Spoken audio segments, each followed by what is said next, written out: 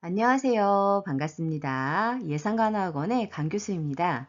간호조무사 자격시험을 대비해서 최근에 공개된 기출문제를 분석해서 요점 정리를 해드리도록 하겠습니다. 이번 시간에는 기초영양 2탄입니다. 준비되셨나요? 잘 들어요. 출발!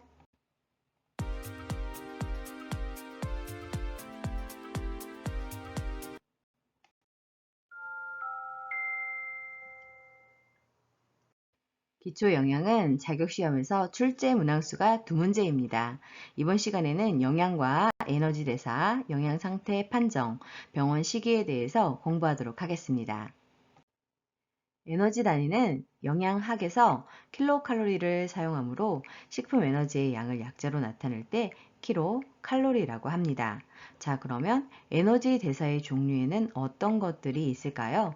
기초 대사량이 있습니다. 기초 대사량은 혈액순환과 호흡 유지, 즉 생명 유지에 필요한 최소의 열량을 의미합니다. 자, 그러면 기초 대사량에 영향을 미치는 요인에는 어떤 것들이 있을까요? 이 부분은 19년 상반기 자격시험에 출제가 되었습니다. 첫 번째로 연령입니다. 나이가 증가함에 따라 기초 대사량이 차츰 줄어들게 됩니다. 그리고 두 번째로는 성별인데요. 같은 체표 면적을 가진 성인에서 여자가 남자보다 약 10% 정도 낮습니다. 세 번째로는 체격입니다. 근육질형 사람은 열 생산량이 많고 기초 대사량이 크며 비만형이나 영양 상태가 불량한 만인형 사람은 기초 대사량이 적습니다. 네 번째로는 계절 또는 체온이 영향을 미치게 되는데요. 겨울은 춥고 체온의 손실량이 많아 항상성을 유지하기 위해 열 생산이 활발해지기 때문에 기초 대사량이 크게 됩니다. 그리고 다섯 번째로 호르몬, 에피네프린은 기초 대사량을 높이는 작용을 하게 되고 수면은 기초 대사량이 저하됩니다. 그리고 그 밖에 성장, 감염, 고열, 정서적 긴장 시 기초 대사량이 증가하게 됩니다. 활동 대사는 직업적 노동, 가사노동, 여가 시간의 활동 등 생활을 유지하기 위한 활동에 따른 에너지 대사입니다. 특이동적 대사량은 우리 신체가 음식물을 소화, 흡수, 운반, 대사, 저장 등을 하는데 필요로 하는 용량입니다. 안정대사는 공복이 아닐 때 상반신을 일으켜 의자에 앉거나 그냥 앉아서 안정하고 있는 대사를 말하게 됩니다. 자, 그럼 환자 영양 상태 판정을 하는 방법에는 어떤 것들이 있을까요? 임상조사, 체위조사, 식사평가가 있습니다. 임상조사는 환자의 신체인 피부, 눈, 머리 등을 관찰해 영양 상태를 평가하는 것이고, 체위조사는 단백질과 에너지의 불량 상태 여부를 판단 시 도움이 됩니다. 식사평가는 병력 및 식사력 조사를 통해서 영양 불량의 원인을 파악하게 되는 것입니다. 자, 그러면 체위조사 방법에는 어떤 것들이 있는지 알아볼까요?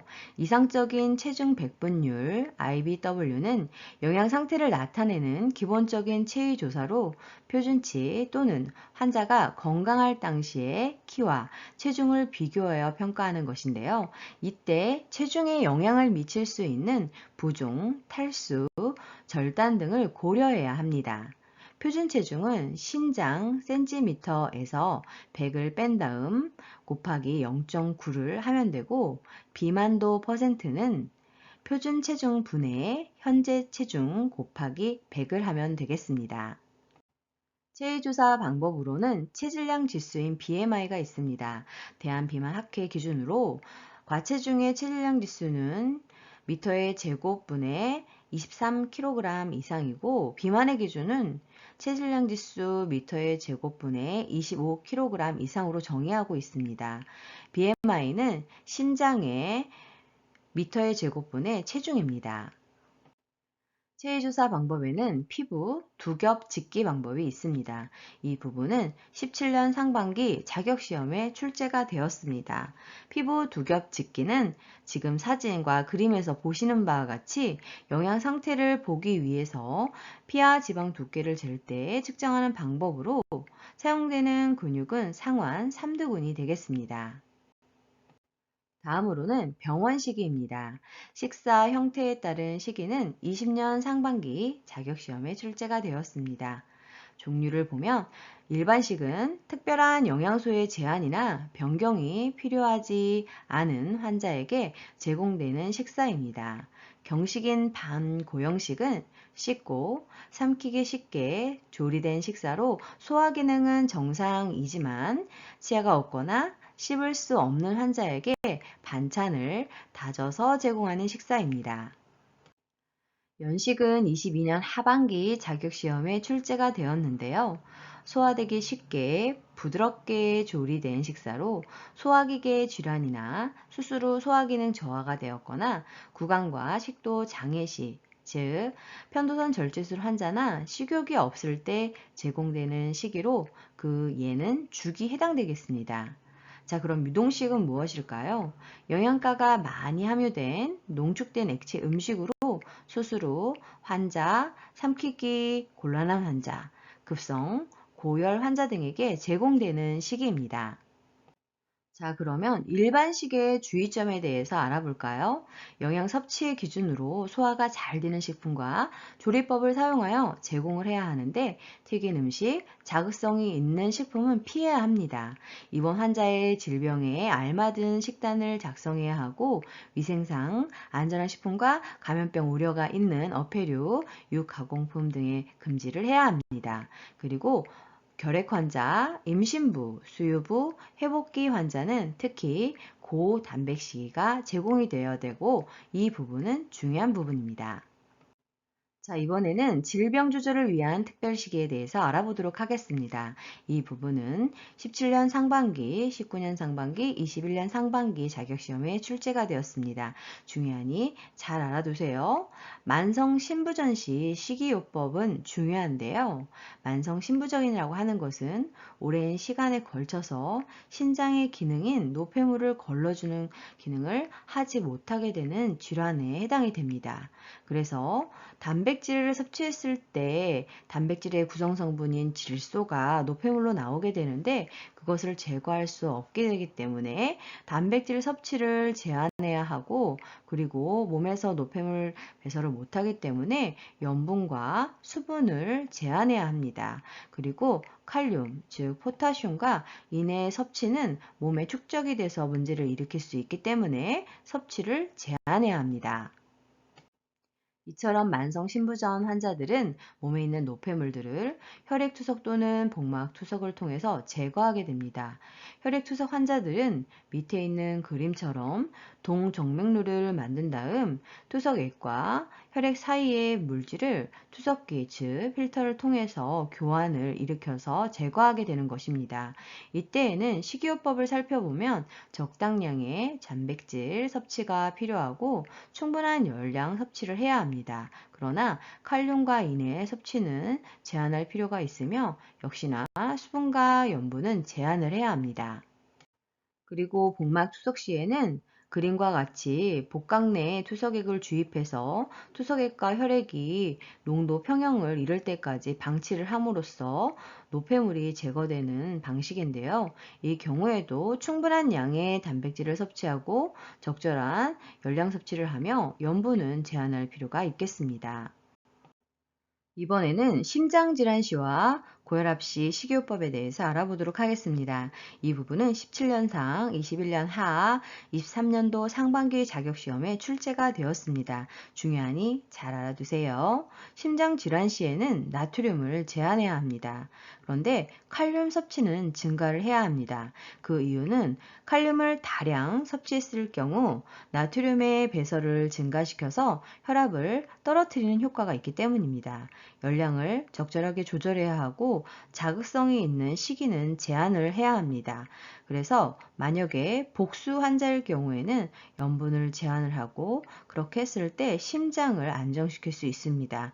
고혈압시 식이요법을 살펴보면 역시나 칼륨 섭취를 통해서 나트륨 배설을 도와서 혈압 하강을 해야 하고 저염식이 고지방 섭취를 제한해야 합니다. 즉 저지방 식이를 해야 합니다.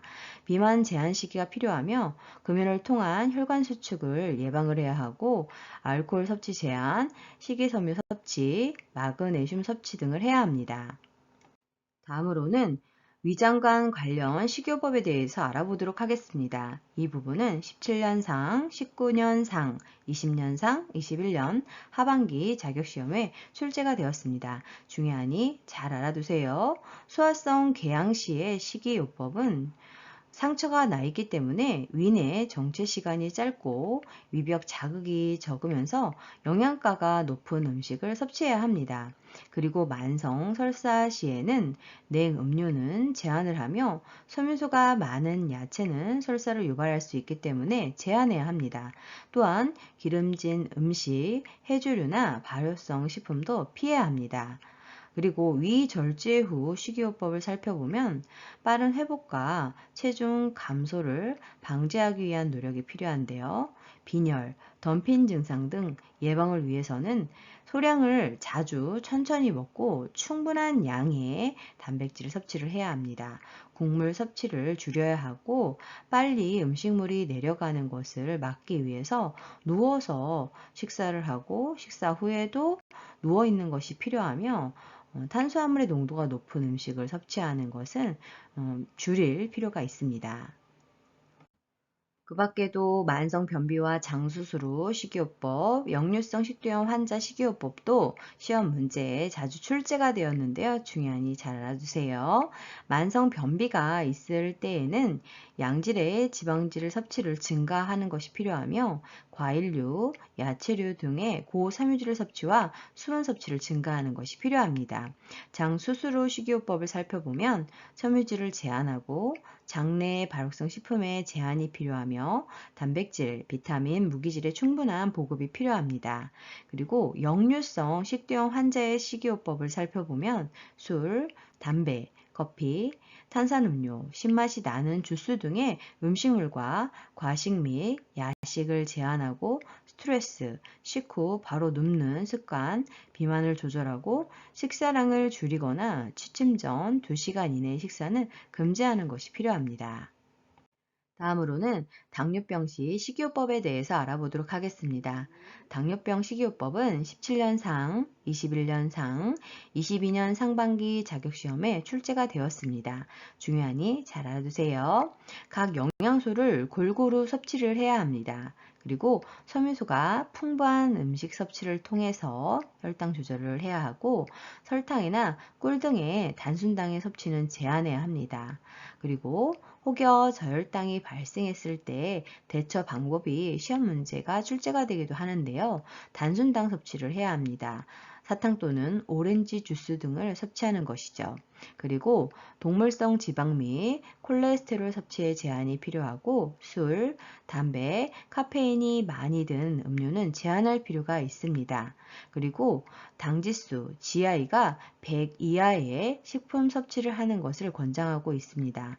100에 가까이 올수록 당을 빨리 올리는 것으로 100 이하에 있는 식품을 섭취하는 것을 권장하고 있습니다. 고지혈증 시 식이요법은 17년상, 18년상, 23년 상반기 자격시험에 출제가 되었는데요. 고지혈증 시에는 단순 당질이 많이 포함된 식품 섭취를 제한해야 하고 포화지방산의 섭취를 제한하고 콜레스테롤의 섭취를 제한하며 충분한 섬유소 섭취를 하고 술을 제한해야 합니다. 옆에 보시면 비만 대상자의 기준과 콜레스테롤과 고지혈증과 관련된 정상 수치 등을 제시하고 있습니다. 이번에는 통풍 시 식이요법에 대해서 알아보겠습니다. 통풍은 17년상과 23년 상반기 자격시험에 출제가 되었습니다. 퓨린이 함유된 식품을 제한해야 합니다. 즉, 저퓨린 식이를 해야 하는데요. 그리고 알로프리놀로 인한 요산 생성을 억제하고 지방의 과잉 섭취를 제한하며 일정량의 단백질 섭취를 하는 것이 필요합니다. 밑에 제시된 사진은 통풍 환자의 모습입니다. 결핵시 식이요법은 23년 상반기 자격시험에 출제가 되었는데요. 칼슘을 충분히 공급하고 회복기에 특히 제공해야 하는 시기는 고단백 시기입니다. 소모성 질환이기 때문에 단백질의 세포 재생을 통해서 회복이 필요하기 때문입니다. 그리고 간질환 시 식이요법을 살펴보면 고단백, 고비타민, 고탄수화물 시기가 필요한데요. 다만 지방은 제한을 해야 합니다. 그 이유는 지방 소화에 관여하는 담즙을 생산하는 것이 간인데 간질환이 있기 때문에 적정하게 만들어낼 수 없기 때문에 제한 시기가 필요합니다. 그 밖에도 식염 제한, 알코올 섭취 금지, 신선한 야채와 과일의 충분한 섭취가 필요합니다. 과거 국가고시에 이 부분이 출제가 되었습니다. 다음으로는 비만증 시 식이요법입니다. 식이요법과 운동요법을 통해서 체중 조절이 필요하고 임신 중독증 시 식이요법은 고비타민 시기, 적절한 탄수화물 시기, 저염 시기, 고단백 시기, 저지방 시기, 수분 제한 시기가 필요합니다. 부종이 심할 경우에 해당하는 것이죠. 그리고 다이어트 식이요법은 저지방 시기, 저탄수화물 시기가 필요하겠습니다. 자, 이번에는 장수술 환자가 피해야 할 음식에 대해서 알아보도록 하겠는데요. 이 부분은 과거 국가고시 출제가 되었습니다. 가스를 많이 발생시키는 식품으로는 콩류, 양파, 유제품, 맥주가 있고 변을 묽게 하는 식품으로는 찬 우유, 라면, 튀김류, 술, 아이스크림이 있습니다. 소화가 안 되는 식품으로는 견과류, 옥수수, 팝콘, 말린 과일이 필요하고 변비를 일으키는 식품으로는 바나나, 감, 밤 등이 해당됩니다. 그리고 악취를 유발하는 식품으로는 파, 마늘, 달걀, 치즈, 양파가 해당됩니다. 이처럼 병원에서 환자 식사를 제공해야 할 때에는 고려할 사항이 있는데요. 환자 이름과 침상 번호를 확인하여 정확한 식사를 섭취할 수 있게 해야 하고 찬 음식은 차게, 따뜻한 음식은 따뜻하게 제공을 해야 합니다. 수고 많으셨습니다. 좋아요와 구독 꾹 알람 설정 눌러주시면 새로운 강의 동영상을 만나보실 수 있습니다. 감사합니다.